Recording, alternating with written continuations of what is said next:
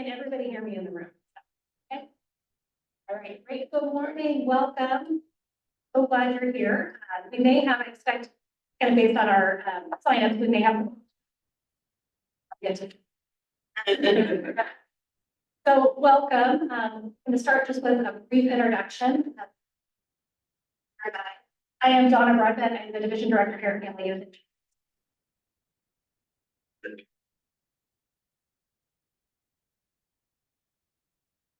I'm going to do a couple of housekeeping pieces before we begin. So I want to let you know if there were a few folks who had asked for the handouts translated in Spanish. We have that in the back. Our PowerPoint has been translated in Spanish. It's available at the back of the room where Carrie is sitting. If you would like to pick up one of those handouts. We also at the end, after today, we'll send an email with the PowerPoint text, as well as a recording of this meeting. So we're being just so we will send all the format for today. We're going to do a PowerPoint presentation for a good chunk of the meeting to sort of walk through pieces, and then there'll be time at the end for questions. There, logistically, if you are new to this building, you do not live here at our, I'll let you know we're restrooms. So if you need to use the restroom, you go out these doors and you make a right in this atrium, head down about halfway on your left-hand side there. When we're getting ready to leave, we'll make sure you notice as you come in the door.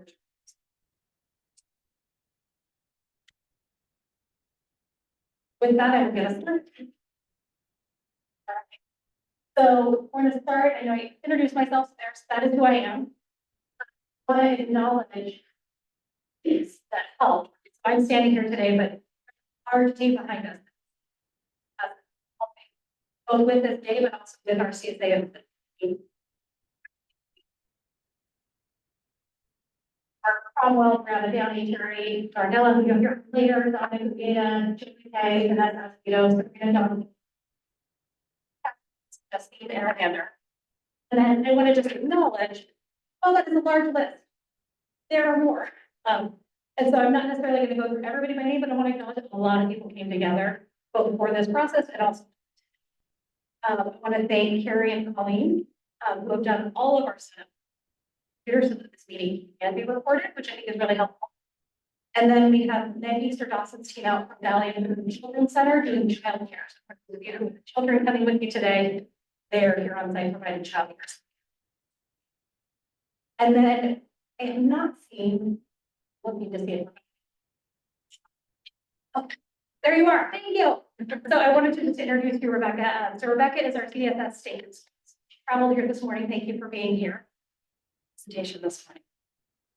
Then lastly, we'll acknowledge who I think she said because Vicky had all and like the woman behind a few things today doing last minute bakery.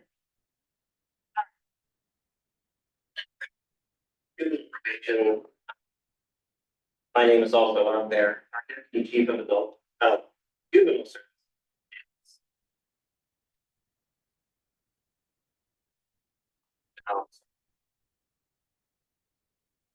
Issue. And then Teresa Brownlee and Connie are in the room.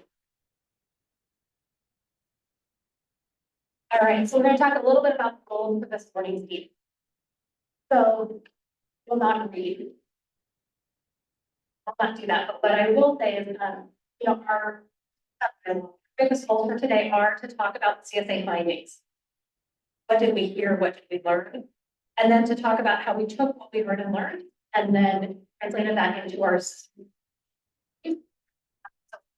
This morning, I do want to just acknowledge just to say where we are in our process. So we are in System Improvement Plan draft 4. Consultant has reviewed the first copy of it. It came back for some revision, so we are in that process. As soon as that is finalized, we'll go to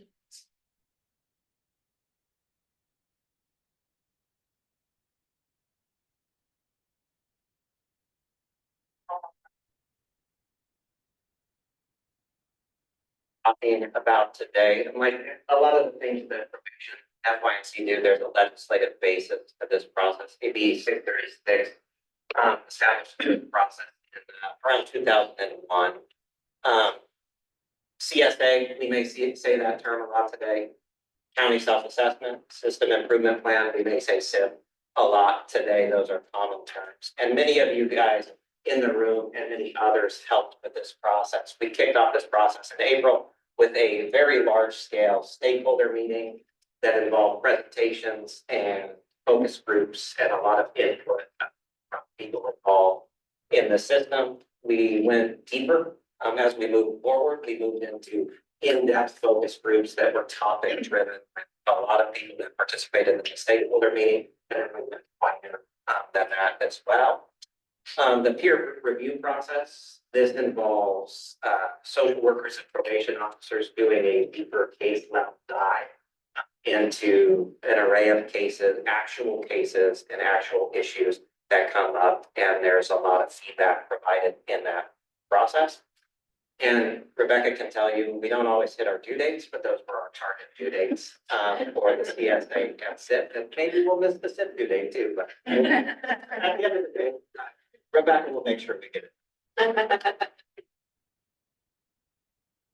So we want to, sort of round up a little bit in the conversation. Many of you may have been at the CSA kickoff.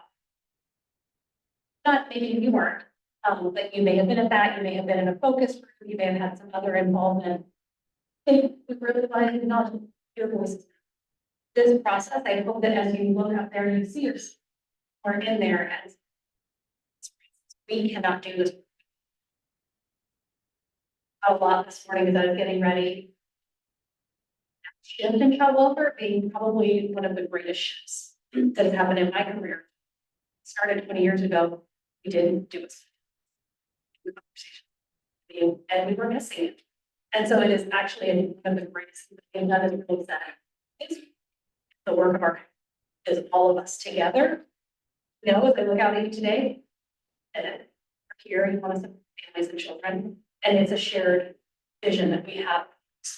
And so wanted to just acknowledge many of you are here today, but you were kickoff of that. You came to a focus group, you arranged childcare, you organized your schedule, you showed up, and your voice matters. And I hope that as you listen today and as you hear about kind of what we heard and then also what our strategies are, I hope that that resonates for you, that you see pieces where you think, okay, I did see it, because that is the goal, that your voice is showing. So we're talking permanency today. When we talk about permanency, we mean safe, stable living, long-term, and preferably a family environment. So think, in the first place, avoiding removing kids from the home, staying home, returning home with supports, and that is a goal. When we're dealing with Native youth, we always think Native youth, Native guardians, Native adoption with Native families, either relative and non-relative. We do encounter situations where home is not an option. And so when we're in those situations, we're thinking long-term, stable living environment that's defined by the youth or that's the goal. So that's what we're discussing when we're using the term permanency. I'm going to talk a little bit about the permanency goal, so this may be familiar for some of you. And it's the wording on it can be challenging, so I'm actually going to say it twice. I'm going to actually read this slide because I think it's a little bit of conceptually and I still do that too. So the focus area for our county self-assessment and for our system improvement plan is based on looking at data and how we are doing in different areas. This is an area that we saw that we needed to grow in and could do better in. So it is children exiting to permanency within 12 months for children in foster care 12 to. So again, children exiting within 12 months, having already been in care for 12. And that is, okay, so national standard 43.8, I think as we go through the slide, you'll see a little bit about our. I'm going to hand off to Justine Aranander, who has a beautiful graphic, I think, to sort of help explain this metric.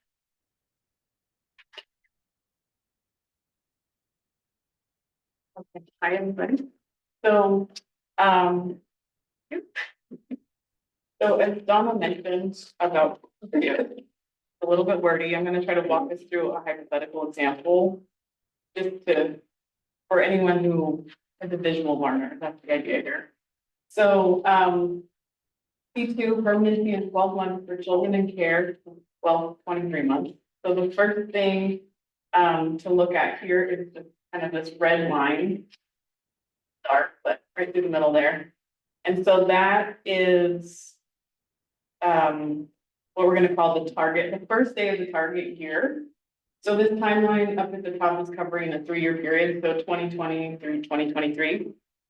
And so the red line is the first day of the target year, and then it's followed by the shaded blue area, which is a 12-month period. So that's looking, this is like, well, we'll see. So the 1-year period after that target date, basically. And the target year in this example will be 2022. 12 months prior to it is indicated by this blue line here, 2021, and then 24 months prior by this other blue line. So each horizontal line here represents an episode in foster care for a child or youth. And so you can see they're, they're varying lengths. So the dots are kind of the beginning and the end of the episode. So you have, some shorter, some longer. These ones don't actually have an end. The youth would still be in care here. So this is just, to represent kind of different trajectories that might, youth might have in foster care. And so the denominator for P2, it's, the percentage, so denominator is just the bottom number. It's children who are in care on the first day of that target year. So that means that their line over here is overlapping the red line. And they're crossing that red line, but they were also in care between 12 and 23 months by the time they even got to that target date right there. And so in this example, we're looking for children whose episode started in 2020 between those first 2 blue lines. And so there should be 4. And then the numerator is, did we achieve permanency for those kids within a year after that target date? So they were in care on the first day of that year. Did they leave care by the end of the year? So we're looking for the first dot between those 2 blue lines there on the left. Should be 2 of those. And so to calculate our rate, we just do 2/4, so 50%. And so the goal for this one is 43.8% or above. So now I'm just gonna go over our performance for the past 7 years here on P2. And so what we have here is just showing the target for, national target. So the 43.8%, this green shaded section up here is where we want to be. And the blue line is our performance for the past 7 years. The gray line is just California's performance, looking at the state as a source of comparison for us. And so you can see kind of, we started out doing all right, kind of dipped a little bit below, shot way up here in 2018, 2019, and then with the onset of COVID, we kind of took a dive. After that, we've just kind of been vacillating back and forth between about 30 to 40%. Another thing I wanted to point out is just that, you see kind of a similar pattern at the state level. It's a more stable pattern because there's more kids in foster care, so you don't have as much bouncing around, you have bigger numbers. But it's a similar pattern too with the decline here in 2019 to 2020. And then when we disaggregate by age, there's a little more nuance here. So the blue line is looking at the youngest kids, so 0 to 5 years. The red line is 6 to 10 years, and the black line is 11 to 17. So just generally speaking, we have higher rates of permanency for younger kids in the 0 to 5 range. All groups kind of, again, follow that similar pattern in 2019 and 2020, where we dipped pretty far below the target. And, steeper decline here for the older kids, 6 to 17. That's it. So I think I'm gonna hand it back to Donna for just refresh it. All right. Down, I'm gonna suggest we just take a collective deep breath. A lot of information. And what I'm gonna share next is really looking at the child welfare system, so not specific to that P2 metric, but looking for the foster care population across the entire spectrum of our child welfare system. So, for a deep breath, I want to acknowledge these numbers are hard to look at sometimes, and we have to look at. We have to look at them. We have to talk.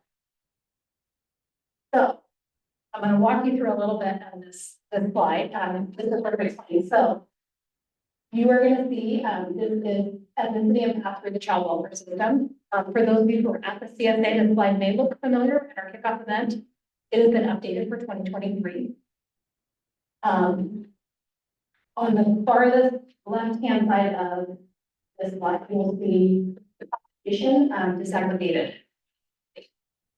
So that is the population for Sonoma County.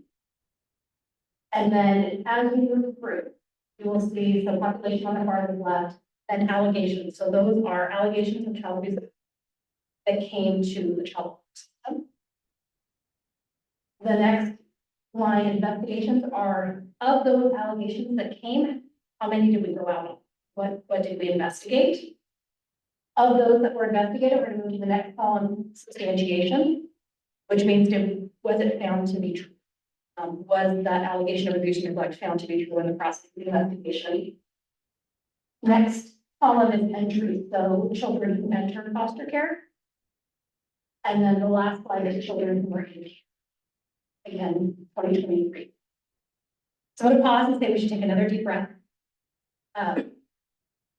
It's a lot. And so I want to talk about just sort of some trends that are not new, but trends that I definitely would say in the last several years we're paying more attention to. So I think when we look specifically for Black children in our community, we look at the population size, this is the very bottom line. Population size 1.6%, and we see that continue to grow, right? Allegations at 4.3, investigations at 4.1, disproportionality happening. Substantiations at a higher rate of 6.3, entries 8.2, and children in care. We see a similar pattern for Native American children at the very top. So they are the piece there. So what we know in Sonoma County, in California, and in the country, we're not alone, and yet we need to pay attention, is that Native American and African American and Black children enter the foster care at higher rates than compared to white children. They stay in care longer and they achieve permanency of. So looking at, you can see the other groups, I want to also just call out, we tend to see and it trends true for this year as well for Asian and Pacific Islander children. We actually see that in the opposite. They're actually underrepresented. We see less children and, less percentage of children entering the care than make up the entire population. So we should also pay attention to that. There's something happening there. And then for Latino and white children, we see relatively matched numbers, right? We don't see the greater variances. And so I mentioned it's super, we're looking at it, we're having conversations, we're acknowledging that. And if I were you, I'd be like, and what are we going to do? What's the plan? How are we moving? We're going to talk a little bit later about some of the things that are happening right now. But I want to just share anticipation when Sherry is going to share those. To say one of the things specifically that Family Youth and Children's Services did is in the last year, we did a targeted case review. We hired a consultant to come in and do a case review for us of all Native American, African American, Black children who entered foster care in 2022 to deep dive into every single one of those cases and look at, in those cases, are there things we could have done better? Are there efforts that we could have made that could have helped those children stay? So we have some findings from that. We are working through those findings, and then those will also become a part of the strategic plan. that we are developing. Again, that's not gonna magically change it. It's gonna be a continued work over time for us to look at, see where we're making improvement, and then have continued conversation. And we'll be looking to you as the community to say, how's it going? And continuing to look at these numbers and having honest conversations. But again, I think being honest about where we are is the place we have to say it is not working today. And we can do better, and we need to start trying on those different ways to do that. So, believe Dominic. Oh, no. And we're gonna walk through some juvenile probation data. So we chose to also target P2. So the CSA and SIP happen in 5-year cycles with order B monitoring. So when we take a snapshot P2 in the data we were looking at, we didn't have anyone that fell in this category. We weren't delinquent in any way. So a fair question is, why would you target P2 if you're not having youth fall into that category? We know what's coming. So the story of the probation side of foster care is one of not a lot of youth, but very complex needs. And oftentimes we have youth that are adjudicated on sexual-based offenses that have a long-term treatment model that they go through that keeps them in falling into two. These youth often have victimized someone in the able as the potential place to return. So we're trying to prepare for that complexity. And so we stay away from individual case data when we present data to the public, because when we say not a lot of group, I'm talking about 6 individuals. It was 7, yeah, 6. And so if we were to present data, there's a great chance that someone could. But this is the system, the juvenile system here in Sonoma County from 2018 to 20. We follow the trends. All of our data is following. This is referrals. When I say referrals to the juvenile system, I mean citations by police officers, bookings in juvenile hall by police officers, and violations email. Leading up to the years in COVID, decline in the juvenile justice system. And this was a local decline, this wide decline, external factors and internal efforts that were contributing to this decline post-COVID in a spike from an upward trajectory. Same trajectory for youth were actually supervising information with the individual numbers attached. Let's graph, but same trajectory to the numbers that we're dealing with. And that's February, but I think we're at 237 as of today. So that's what we're at. Next slide. And then this is positive decline. So this is youth specifically in placement. We were deep in the placement and foster care business in 2014, and through concerted actions, changes in the system, we have been successful in retaining more and more youth. I think we were probably.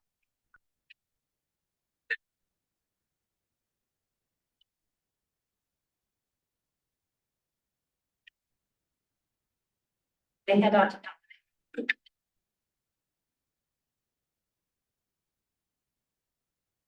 I'm gonna try to do this without the mic at first. If you can't hear me, just let me know. Alright, so my name is Dominic, I'm an HSD.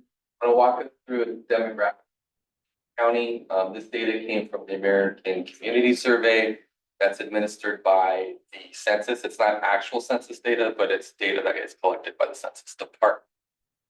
And it's 2022, 2023 data isn't available, I think, until September. It's a little old, but it's. So general population in Sonoma County is about 82,000. for the last 5 years, that was actually gone down 3 to 4%. So there's less people living in Sonoma County in 2022 than there were in 2018. The median age of Sonoma County is 43 years old, for California is 37.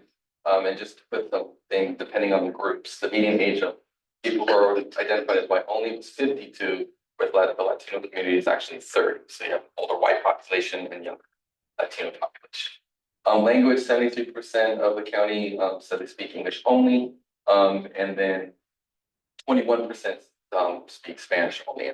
So you have about a fifth of the families in Sonoma County are Spanish speaking, and then a few percent are other.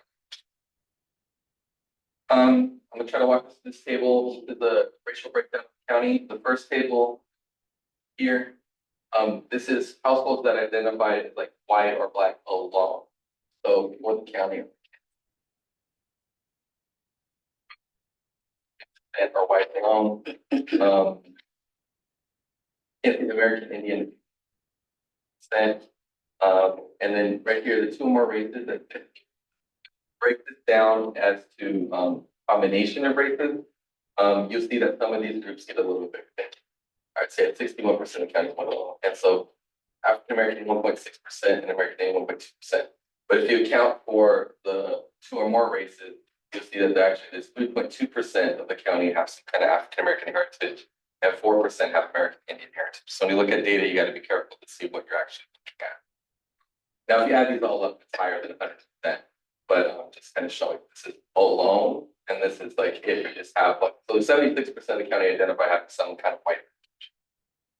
Because it's the federal census, Hispanic or Latino is not considered a race, so they break that down to another category. And so right here, 28%, 29% of the county identified as having some kind of Hispanic heritage.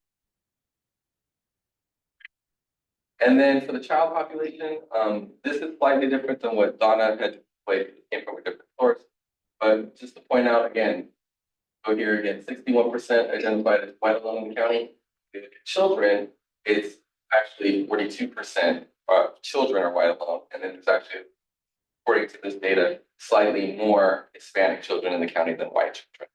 And overall, you have higher numbers of children of color in the county than you do white children. So that's good to know. So even though the county total population is predominantly white, the child population child welfare deals with is actually more family and children.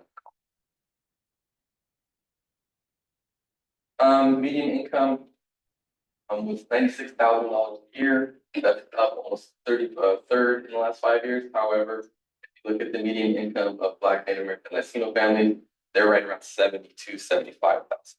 So families of color in the county make about 15% less than white and Asian. Poverty level in some counties is lower than it is in California.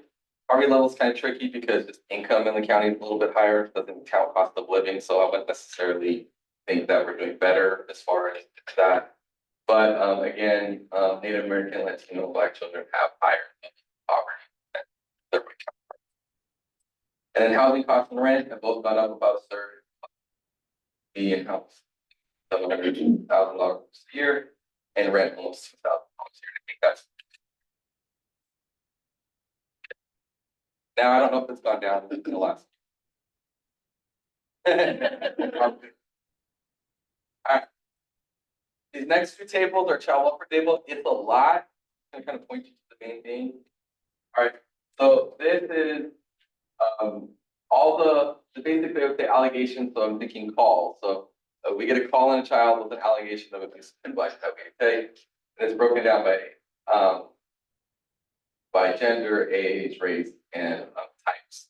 I'm going to focus on mainly the top. So if you look up here in 2018 overall, we're starting to go down, and then when COVID hit, we really went down, and in the last 2 years, we've kind of ticked up.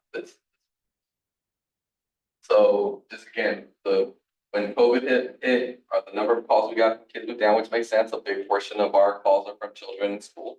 And then it's starting to go up a little bit, but it's not at the level that was pre-pandemic. You can see here, most of our calls are children ages 6 to 15, and most of these pretty much track. And as Donna had shown, these are raw numbers, but rate-wise, Black, Native American children, these are higher percentage of our calls than they are population.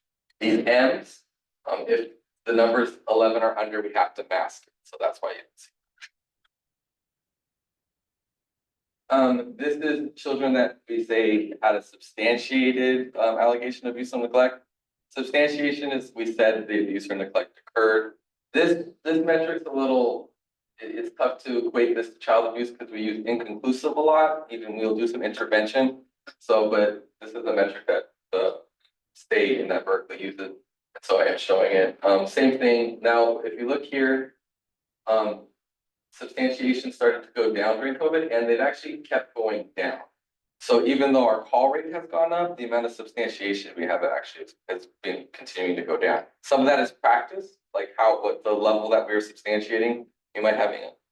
Can you just define substantiation and, So there's, when we investigate, we either say it's unfounded, like we can say for sure abuse and neglect didn't happen to occur. Substantiated is we can say that we, I don't know what that's, preponderance or whatever, that it did occur. And inconclusive is we can't say either way it did or did not occur. The vast majority of our investigations tend to fall under the inconclusive category. That's why I'm showing this, but I wouldn't necessarily use this to equate if abuse and neglect is happening. So this could be a practice thing. We could have decided that we're raising the bar that we want to say that substantiation's occurred or something. But, you know, when you look at, say, for Black children, this is pretty flat, even though this has gone down. Substantiating less overall, but not really for Black children. Now, the number is really low, so there could be just that factor, but it is something to look at, like how we're treating, substantiating some groups over others. And this last slide, this is children who entered foster care, so children that we separated from their families. Same thing, if you look here, it started to go down, or it went up a little bit, 2018-19. COVID hit, it dropped down really low. It kind of creeped up in 2021, and then it started to go down again. So even though our calls are continuing to go up out of COVID, the amount of children coming into foster care is actually going down. So we're moving at a less pace than we were.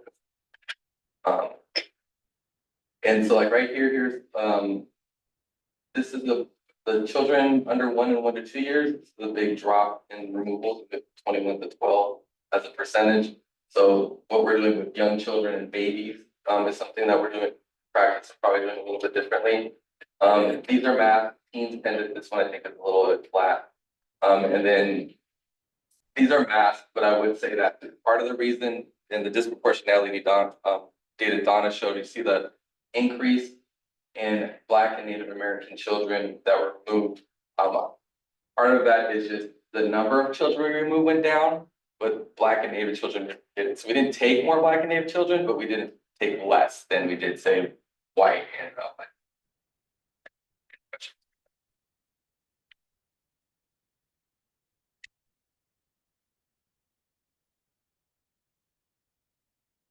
That's that we're seeing similar across the state, or do we stand out with increasing? The state overall and like removals are going down, but like if you compare us to like Marine and San Francisco, theirs are going up. So it just depends. So the state's big and complicated, but I would say overall the state's going down, but regionally other places are going up. So you've heard quite a bit of data so far, and if everyone hanging in there, you'll be hearing more. So I think I want to start this part in terms of why. When you see numbers on the screen, right, and you see the areas needing improvement, we often say here at FYC, these are people. This is reflective of the people that we serve. And so it's really important to focus on that. So you've seen the performance measures that we focused on based on, you know, federal and state measures. And then you saw also our demographic data in terms of, you know, what is happening in our county. So during our county self-assessment, we really dug in and looked at those. And then later Sabrina and Segreta will also share our prevention efforts and what we're doing there. So next I'm moving into the data that you provided, which is super important. within this county self-assessment process. In terms of letting us know what we're doing well. Also letting us know the areas we need to improve in. And then ideas of how we can improve. Permanency measure that was shared earlier. And so, like the picture is showing, we look like that. Our management team and our leadership team, our supervisors, because pages of feedback we received for about 250 people. We were committed to vetting what you had to share with us. And so we dedicated our manager offsite and our leadership offsite to dig in and read word per word what was shared and what we can learn from and then prioritize. And so Chris and I will walk through in terms of, areas that were identified as themes from the feedback that were received. And then we'll, after that, identify some of the actions we will take for the system improvement plan. So for child welfare, 10 themes were lifted up in terms of, some areas of strengths, areas needing improvement. And these are it. Around transition, for instance, there was feedback in regarding to preparing our parents better in terms of reunification. Feedback regarding teaming in regards to our child and family team meeting. We provide child and family team meeting and gather input. But there was also feedback into, we can work on focusing on child and family voice when final decisions are being made. Equity and culture, we've done a lot of good work around that area, and yet we can do better. And services, we have a wide variety of services, yet we have families sitting in wait list. There are some areas where they're not enough. Networks of support, we're asking at the front end, and yet we can do better in terms of gathering, family members or non-relative family members that are close to children and their families. And then workforce. This has been, the past 5 years, we have worked really hard in terms of our recruitment efforts. And yet there were times we did well, and then we saw some retention issues. And so there were suggestions in terms of how that impacted our staff. It strained our workforce in terms of, during those times where we were short-staffed. During the COVID pandemic, for instance, we had quite a bit of leaves. Our hardworking staff are trying to do their best to keep up with the work.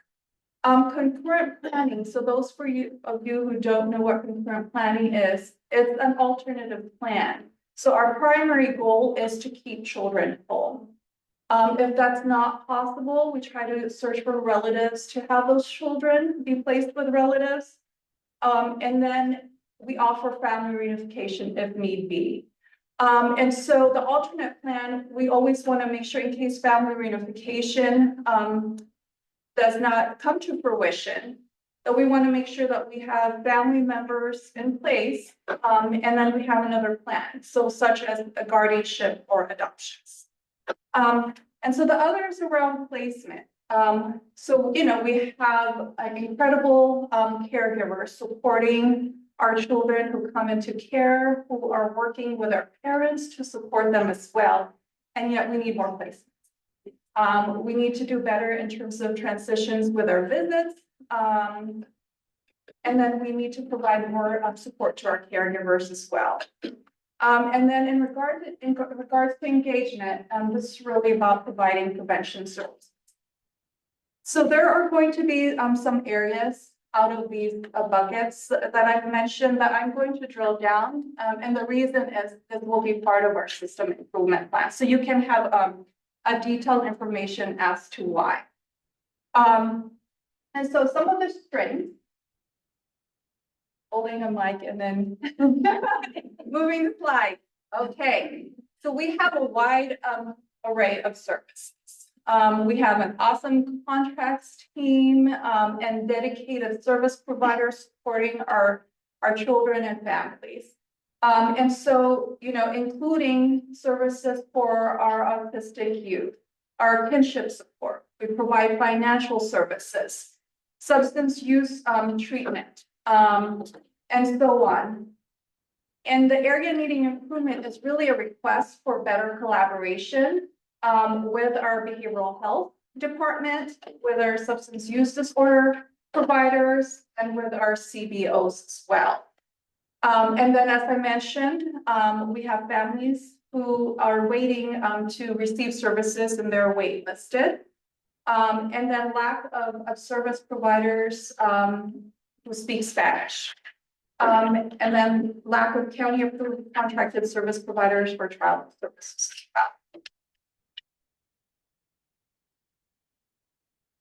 And so for our concurrent planning, really, I think the highlight here is you'll see strengths in terms of, we are working towards finding families at the front end and ongoing, and we can do better. It's what we learned as well.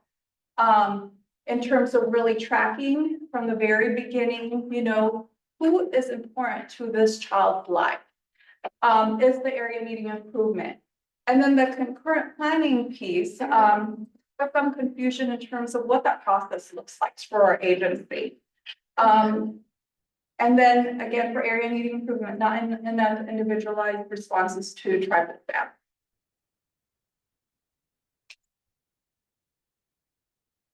In regards to workforce, so like I said, it was mentioned, the staffing shortages that we faced at times really strained our staff. And so one of the strains that was mentioned was more recently in the past couple of years, we decided to underfill our CPS social worker positions to social worker 3s. The purpose of that was we were finding that we were struggling to fill all of our 100.5 CPS social worker positions. And we thought, can we get creative and provide support to social workers? And so we decided to pilot social worker 3s, and they are providing supportive roles for the work that the social workers are doing to support children and families. And so that came up as the strength during the county self-assessment. We have many long-time dedicated staff here. It's not uncommon to say we have staff who've been here for more than 15 years. I myself have been here for about 20 years. And so kudos for our staff who have hung on over the years. And then area needing improvement, as I mentioned, is the impact of staff when there's staff shortages, and then the high acuity of cases that we found even more so after the pandemic. And then the request for improvement of retention, especially of BIPOC staff. I'm almost there. Okay, workforce development and training. So we provide quite a bit of training to our staff, and so that was lifted up as a strength. And then we have, social workers who partner with our tribal partners. And then the area needing improvement, social worker communication skills with bioparents need improvement. Training on concurrent planning, so again, that was lifted up. And then social workers recognizing the needs of our caregivers.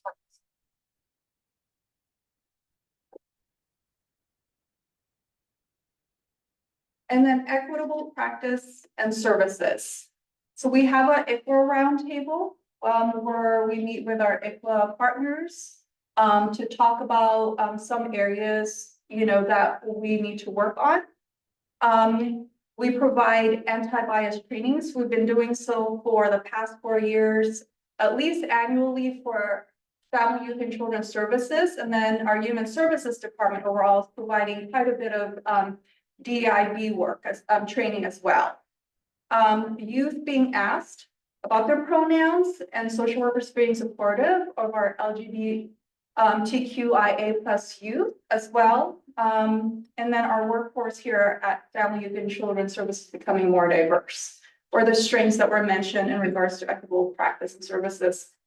So area needing improvement, as you see up here, we need more bilingual service providers. we have bias that exist when working with families, and so that is often a conversation that we have, and then we see it also in our data as well. We can improve on our IPO practice. And then just again, need for more culturally appropriate and responses.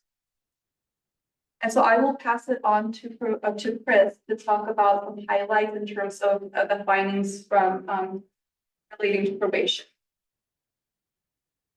So the theme of the information that we received from this process and our proposals, it's all related to parental support, family engagement, and collaboration. And so as long as I've worked at the probation department, this is true, the probation department has a tight-knit group of employees that are incredibly supportive in the juvenile services arena. I would describe it as one of the healthier and more supportive environments I've worked in as a probation officer, also in my 21st year. We've started to reach out into the community more. Probation is often the unknown player in the justice system. So we built an engagement team internally to reach out to people in places that we normally wouldn't connect to, and maybe in a way that doesn't involve the threat of potential incarceration or some of the law enforcement related stuff that people are doing. Like social workers, probation officers deal with tough cases and bad situations. So we built an internal peer support team to help people through those crises.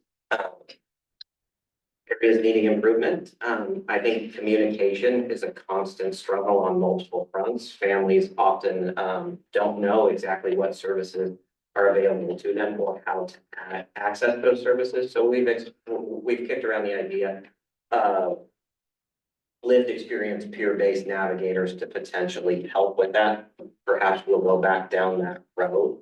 When a youth is in an STRTP, there can be a disconnect. We do only place within the state of California, but California is a very large state. Very recently, we were able to secure a contract with a facility that actually does functional family therapy on. And like many organizations, COVID has pushed us down a virtual road with things like this camera that's been staring at me. And so we are going down the road of being able to access those services on site, both in person with the family or virtually with the family. Preparing, you can never do enough to prepare parents. We start the reunification discussion very, very early. Even when we have an inkling that home removal might come into play, we're in reunification, preparing for reunification. This second strength is a recent strength. We've developed a better understanding of child-specific funding, and we've been able to leverage that for a variety of needs. And I think that spills over into our areas needing improvement. Every family I engage with in placement does voice this. Returns from treatment does feel abrupt to parents, even though it might have been a year process. And then not enough supports offered to parents around end of therapy, change in placements. And this, what I think the feedback here was less focused on the placement youth and more focused on the probation youth as a whole, the population as a whole, because anyone coming back from placement is enrolled in the services for us, so right a bit of support is there. Teaming and collaboration. Becoming apparent on why we targeted what we did for the SIP, this SIP cycle. So one of the things we've learned from the foster care system is child and family team meeting, family team meeting. There's probably a couple other that describe that process. What we've done with that process is we've applied it to every youth on probation, with the exception of one or two that it doesn't fit. Uses it. And so there's a heightened level of family involvement in every single case. That's super. A lot of voice, a lot of choice in what we're doing and why. And that's hard in probation because you had a judge tell you this is what you're going to do and why. So getting to that destination can be challenging. And then of most important, the youth buy in at a higher level. through this process. Child welfare, we partner with a lot of people very talented patients, and we need to get better people together and effectively communicating rather than this is my part, this is your part, and they're not. And we need some clarity around who is responsible or who is authorized.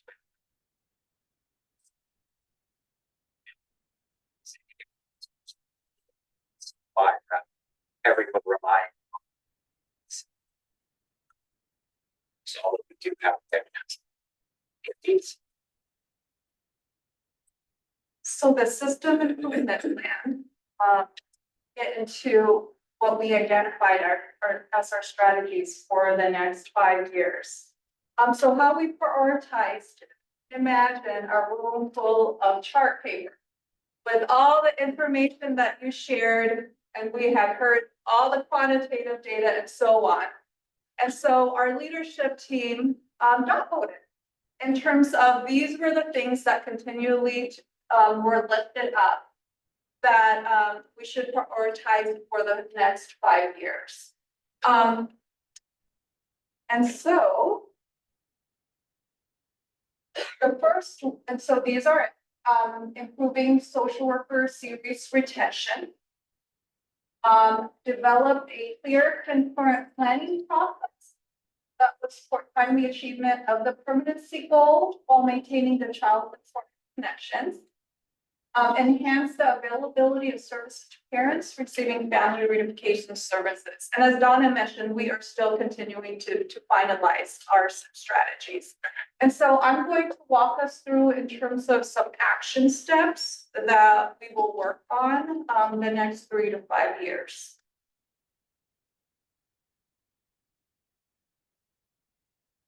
So in regards to social worker retention, we are currently participating in a workforce study with the state and a consultant.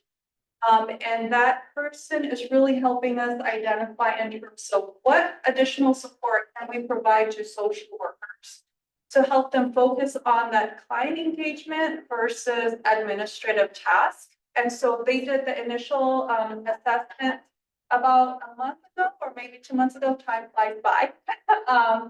And so we will find out the recommendations soon. Quality supervision, we received some feedback in terms of the need for better supervision for our staff. And so that will be an area of focus for us the next 5 years as well. Focus on recruitment and retention of BIPOC staff.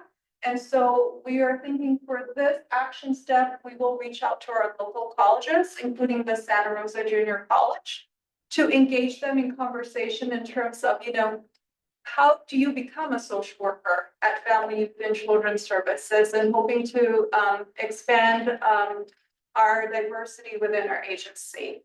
And then our training coordinator, we want a dedicated training coordinator. We currently have one actually. What ends up happening is when our initial services becomes busy, that person gets pulled to do other work. And so we are committing to dedicating that person to be a full-time training coordinator who supports our new staff who come in and provides the initial training. And then we're hoping that that person can also provide ongoing training to all our FY&C staff in terms of providing an overview and so on. And then develop a peer mentorship and support group. And so really, identifying some staff who are willing to be a peer supporter to their colleagues. There's a lot to learn in child welfare to really help them walk through the process. And the clear concurrent planning process, as I mentioned, and that was lifted up quite a bit. And so here are some of the action steps we identified. And really part of it, what we will have to do is do a process to really better understand what is our current process, And then what do we need to do to improve our concurrent planning process? So that's what we'll be doing, and then creating policies and procedures. And then as I mentioned before, really improving our network support from the front end of the system to all the way to adoptions. And then family builders, we recently contracted with family builders. They will be helping us with, helping our children and youth and families achieve permanency. And so we will be working closely with them, and they will have 2 staff dedicated here at FYC who will be supporting social workers. We'll have time, Anne, for questions at the end, but if you'd like to ask. Different things about the family members contract. I've heard that it's not fitting, that it's like. Thank you, have fun. It's beyond like.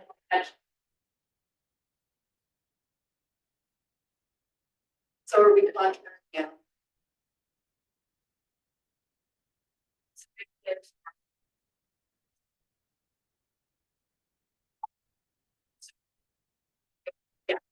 It's very. And so, the third strategy, enhance availability of service. So like I mentioned, families are waiting, we have wait lists. And so we want to work with our existing partners, to see if, to look at their, especially with our Spanish speaking service providers, in terms of, working with them to see, can we support you somehow? In terms of expanding your capacity. And then we want to create an outreach and engage parent voices to improve parent services. So we like to hold a focus group with parents to identify areas we need to improve on, and some recommendations from them as well in regard to the services.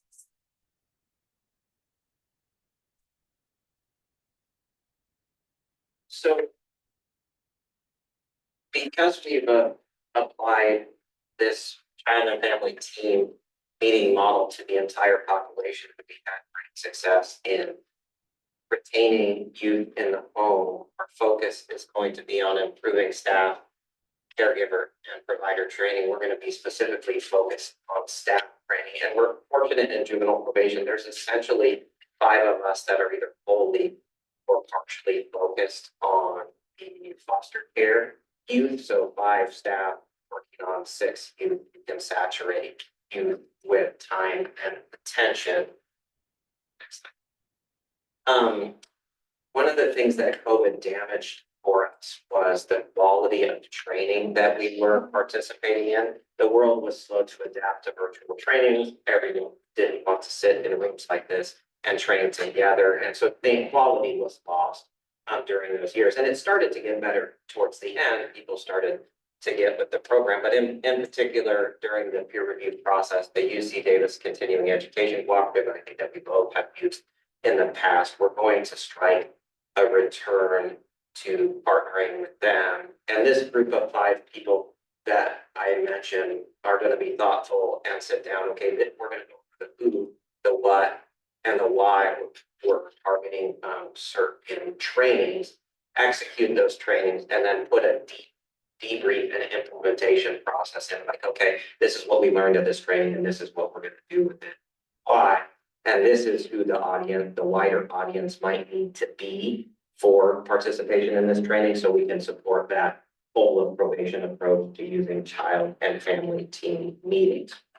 We are also blessed with a particularly skilled primary CFT facilitator. She is amazing, but when you build something off one person, you're extremely vulnerable. And so providing her with some relief in being the quarterback for everything, and then developing the next generation who would come behind her. So we're going to go wide with training more CFT facilitators to sustain this model for 237 youth. And so we're going to, CPOC, the Chief Probation Officers of California, is very supportive in their training offerings. And then we're going to also look to use UC Davis again, and to partner with some other probation departments and child welfare agencies that are also going down the same road and needing the same training to really make sure this is something that we can sustain past the existing staff. So that was quite a bit of information in terms of what we gathered and our strategies for the next 5 years. I also want to share that although that was quite a bit, that's not everything that we're working on. That will go into a report that the state is requesting. We are doing plenty more to try to improve our systems, both in child welfare and probation, including our work with DEIB, which both child welfare and probation are committed in continuing to tackle the issues that we are facing. And so I just wanted to touch on this a bit. We talk about DIB and we started really focusing on it about 4 years ago, following the murder of George Floyd.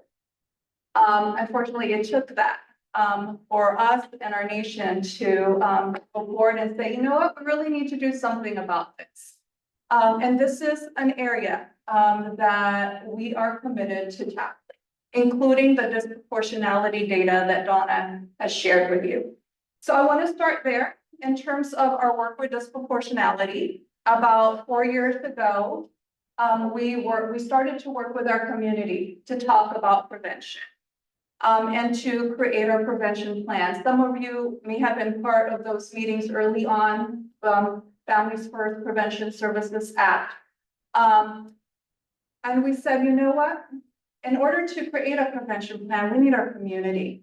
We're seeing disproportionality even from the front end when the calls we're receiving and the types of calls and who are the calls about.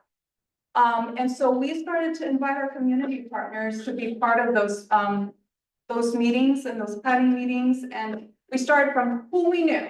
And so I had a personal connection with the NAACP. And so Ms. Greta Woodard, who's here, who was the president at that time, was invited. We had a staff member who was the Board of Latino Services Provider.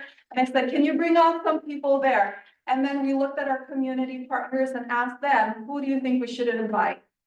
So during that time, I'm sharing that. As an agency, we decided to share our data. And part of that is for accountability. Right, some of us were saying, is this a temporary thing, the DIB work, or is it a long-term thing? So we said, let's share our data. And then also, let's ask the group, our prevention team, for ideas in terms of how to tackle this proportionality. So the first time we shared it, we asked for ideas. The second time, I thought, this is a bit disheartening. We're not seeing any changes. And so we had an opportunity for one-time funds to hire a consultant to conduct a case review, like Donna had mentioned. And so we gathered all the Native American and Black children that entered child welfare, foster care in 2022. And conducted a case review. And the purpose of that was really to understand, did we make concerted efforts to try to prevent these children from coming into care? And so we're there now. The study has been conducted, and we have a consultant creating a strategic plan for us as well, overall for child welfare. She's gathering input from various roles and stakeholders. And then we will have some next steps in terms of what should we do to address this proportionality.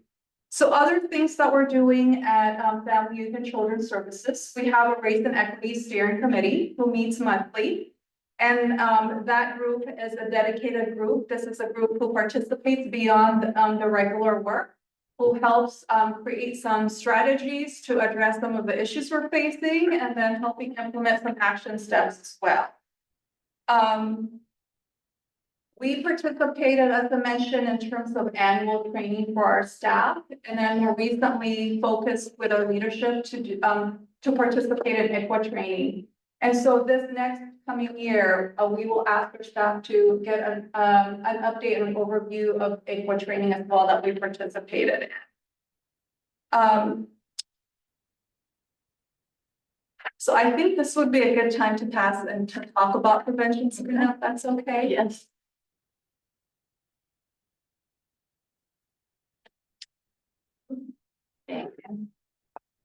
Hello, my name is Sabrina Johnson. I'm a program development manager here and I oversee our prevention plan and I co-lead with our Child Abuse Prevention Council and our community advocate, Greta Woodard, the prevention planning team. And so before we get into what is the prevention plan, a little bit of background. So in 2018, legislation was passed, Family First Prevention Services Act. And with that came recognition of the importance of trying to support families and keeping youth and children in their homes and in their communities. And not just saying that we support that, but also backing it with money. And so the prevention efforts that the legislation offered is the ability to actually make a difference in prevention with the funding. So we started the prevention planning leadership team, I want to say in 2021. So for 2 years, we developed a prevention planning leadership team. And when I was looking at these slides and hearing the presentation today, I saw the overlap in the stakeholders meeting, the bubble circle with all who's involved, and it was similar people, similar stakeholders representatives. And what was nice is the community participation as well as those with lived experience, both parents and youth. And in summer of 2023, our 5-year prevention plan was approved by the state. So what's happening now is we have a prevention leadership team with the stakeholders, and we meet monthly to oversee the implementation, and we will be starting subcommittees on each of these objectives to help put these things into action. And then a plug on that, if you or someone you know has a desire to be on the subcommittee, please feel free to stay after and chat. So earlier you saw a lot of data around the disproportionality and disparity on entries in the foster care, specifically with African American, Native American youth. Because of that, and because of the importance of changing that, the prevention planning leadership team chose the goal. The goal of the plan is to reduce disparity and disproportionality in child abuse and neglect across Sonoma County. And so for the first objective, you'll see it's advanced equity. And the idea with that is looking within to change within and then to do better without. So the idea of the targeted case review that Dawn and Charity both spoke to, and then working on the implementations from the person that did the case review is an example of how we will be working towards advancing equity as well as the recruitment and retention of our BIPOC staff. For improving services, it's more of an advanced progressive way of mental health services, not just being the standardized mental health services, everyone gets therapy. It's more what's culturally relevant for the family. What do they say that helps their mental health, and looking at it more like holistically, as well as offering more Spanish-speaking providers. And the substance use part, the idea with that is a whole family approach. Is again, the holistic approach is not just treating like an identified patient or helping the parent, it's working with the family as a whole. And the third objective, supporting families, is strengthening the network of family support services and resources to be more accessible and culturally responsive. So in there, we have a family navigator that will connect, the idea being connecting families to resources, as well as working with our mandated reporters. And California is shifting this paradigm from going from mandated reporting to mandated supporting. So giving our mandated reporters more tools instead of just calling us so they can connect the family to resources. Specifically, the basis of that is that 63%, last year, 63% of our investigations had a general neglect allegation. And so really offering those family services and resources and our mandated reporters.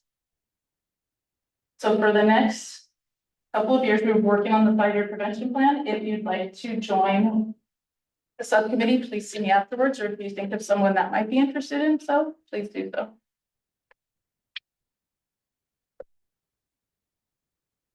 All right. So that was a lot. We're still all here. Still good. Okay. Deep breath. We're going to open it up for questions, thoughts, comments. And we'll kick us off in this to remind you, I had shared at the beginning, and maybe for those of you who joined a little bit late, the slide deck and recording of this presentation will be emailed. So you will have items. I want to also reiterate, as you receive those items, charity share, which I think is such core value. We have this conversation a lot. Data is people. So we look at data because data shows us trends, but those trends are people. They are people in our community who are experiencing a system disproportionately or experiencing a system that is harming them. So I want to just say that out loud because as you get those numbers and you then have them in your possession, data is people. And these are people's stories that we are looking at and trying to understand and to do better. But this is our community. And so with that, questions, thoughts, comments? Hi, do you want a mic or do you want to? I don't need a mic. That if I use the mic, yeah. I'm not afraid. Please don't, please don't. So I think it was amazing in CPS social worker. Why do we not have the same type of system for Black? So if we know bias and assumptions and lack of cultural awareness are playing a part in these decisions, is there not a team created to review? As we see, it's 20. So it's not like thousands of Black children, there's only a few Black children that need to live. Yeah. So if it's only 20 cases, why is there not a team to review those cases like we do ICLA, though it's not a federal? Or is that something that could be created? I think that's a great question. I think the targeted case you did do, right, was for both Native American and for African American election. So that was looking at both. I think the tenets of, so ICWA is the Indian Child Welfare Act, is federal legislation passed in 1978. I think, so that is probably an oversimplified answer is there is legislation around ICWA. There is not other legislation specific for Black African American children. I think foundationally part of that is the history of Native American children and the Native American child experience in our country specific to separate Native American children from families. The Indian Child Welfare Act was explicitly about stopping and trying to correct a pattern of taking Native children from their families intentionally placing them with white families and forcing them to assimilate into white culture, white European culture. So I think it's a bigger question, and I think actually underlying that question is like, well, what we can do more. I think the legal answer is there's federal legislation, there's sovereign nations that governments relationships that the different private treaties with the federal government are all of that experience. But it doesn't mean that we can't do.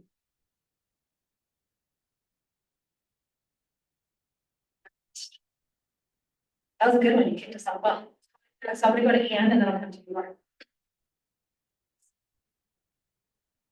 6 kids or 7 kids that are.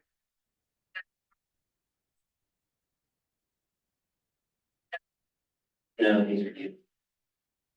These are just giving probation. Yeah, so.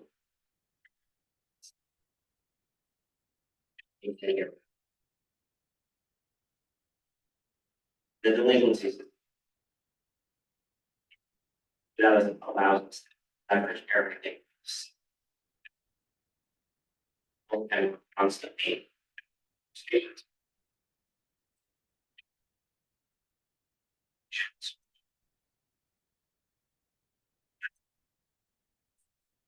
Very hard to do.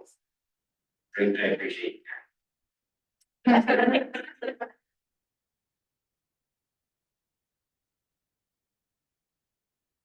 you. Make an educated guess, probably around 10 to 20 to 20. Yeah, and we do whatever we can. But it-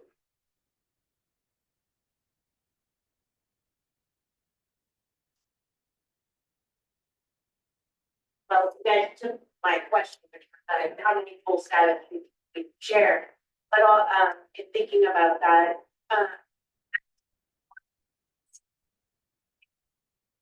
had a very helpful, I'm curious at what juncture do you decide which families get those CFTs? Because I also had children who didn't get a CFT, so I'm just curious how that process is been. Yeah, so no kid should be getting a CFT. There are a couple families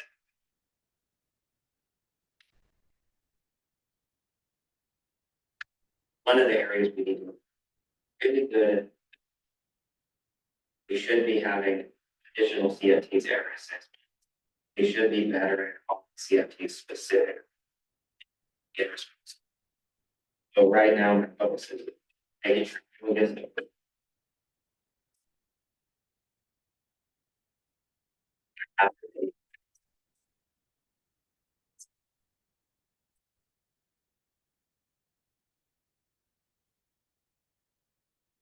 if you encounter an officer that you're working with, feel free to please suggest, hey, maybe a CFT.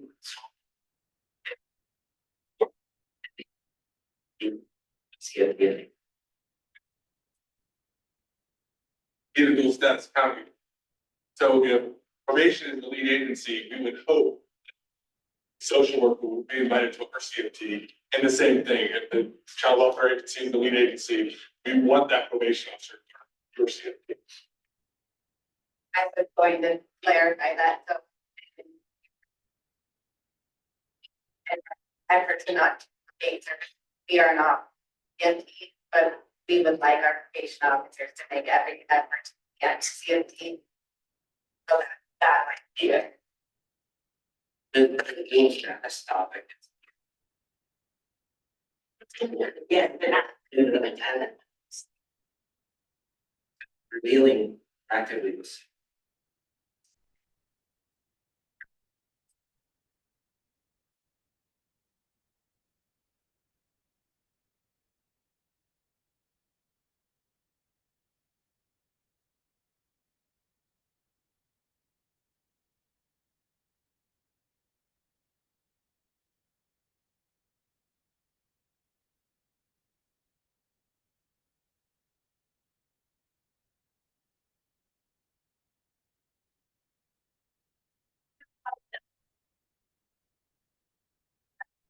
Exercise.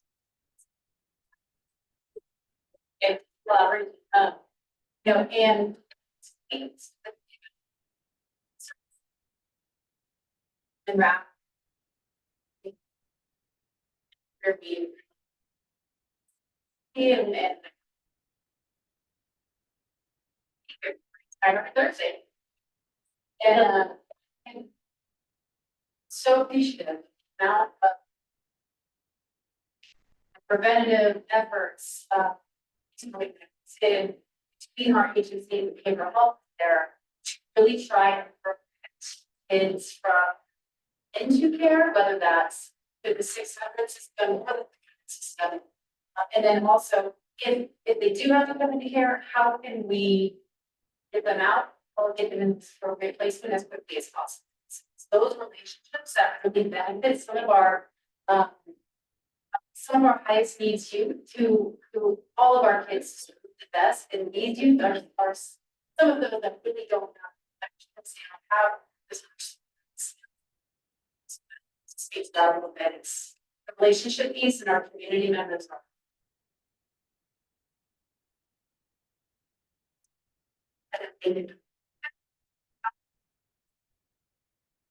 See access to.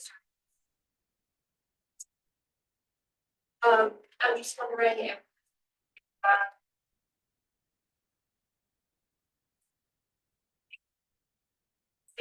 Parent therapist is out there.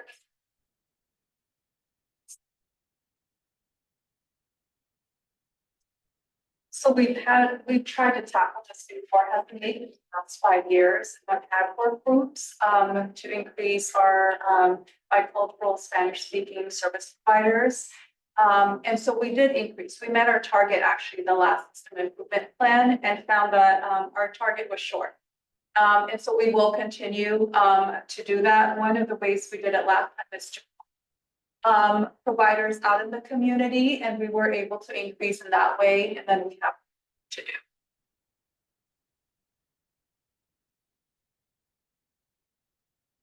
And then Teresa for next year.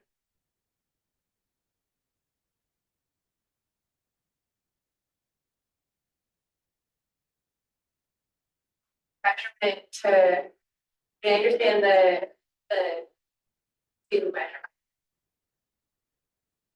How are we measuring our goals for it's 5 years, this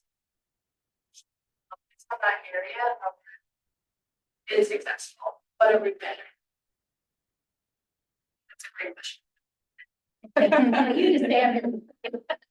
That's a really good question. And Justine may be able to help me out. We tried to identify metrics, for that, and that is going to be identifying, how, you know, what does success look like in terms of concurrent planning. Really, what we want to focus on is creating a clear process for concurrent planning. And then, Justine, who is helping us identify how we will measure progress, will be working with our teams to identify what the target. Also, the family builders contract, I think we're gonna be more deliberate on evaluating if they're effective or not, the work that they're doing. Don't know if we did that with lifelong connections with Seneca, but I think we're gonna do the family builders. I think, you know, anecdotally, for me, one of the metrics. I think we have had this shift in concurrent planning and with our structure, you know, as Charity shared, it is unclear to us. And part of that was we are shifting from saying that only certain people can do concurrent planning to spreading that out.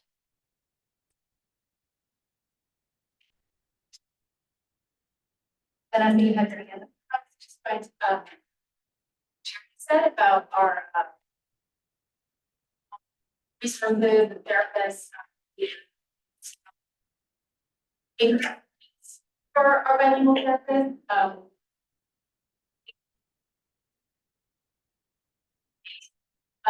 to not only retain those therapists that we have, but another thing that we've done for resources is we've taken the therapy. You've been here for know that previously was. And we started a group about a year and a half ago to streamline that process. Helped tremendously the usage of. Kendra yourself? Yeah, there she is. Ms. Kendra was one of our reasons been instrumental help in streamlining that therapy, and then the team of Christina,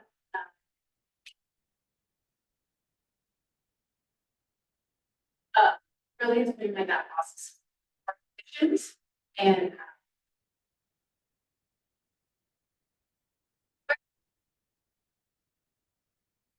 that's the base also.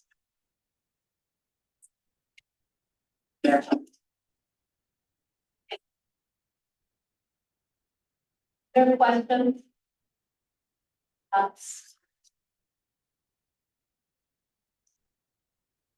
Folks who know me know I'm counting.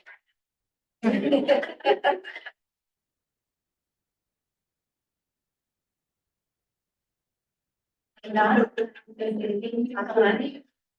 you for being here this morning, but thank you for the last year and all the ways that you provided feedback and all the ways that you will provide feedback. So I know that the moment in time, we're going to continue this. Thank you so much for being here.